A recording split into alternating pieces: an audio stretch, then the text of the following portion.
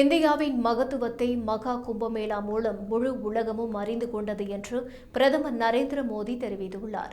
மக்களவையில் மகா கும்பமேளா தொடர்பாக பேசிய பிரதமர் நரேந்திர மோடி, மகா கும்பமேளாவை வெற்றிகரமாக நடத்துவதற்கு வழிவகுத்த நாட்டு மக்களுக்கு தலை வணங்குவதாகவும், மகா கும்பமேளாவின் வெற்றிக்கு இந்தியா, உத்தரப்பிரதேசம் மற்றும் பிரயாக்ராஜ் மக்களுக்கு நன்றி கூறுவதாகவும், இந்தியாவின் சிறப்பு அம்சமாக இருக்கும் வேற்றுமையில் ஒற்றுமை என்ற தத்துவத்தின் அனுபவத்தை மகா கும்பமேளா வழங்கியது என்று கூறினார்.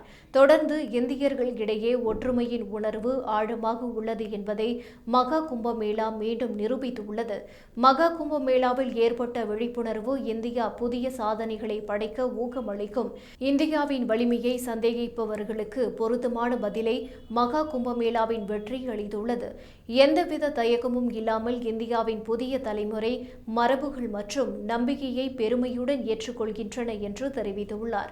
மேலும் 2024 அயோத்தியில் நடைபெற்ற பிரதிஷ்டை விழாவின் போது அடுத்த 1000 ஆண்டுகளுக்கு இந்தியா எவ்வாறு தயாராகி வருகிறது என்பதை மக்கள் பார்த்தார்கள் என்றும், இந்தியாவின் முக்கியமான தருணங்களில் ஒன்றாக மகா கும்பமேளா அமைந்துள்ளது என்று பிரதமர் மோடி கூறினார்.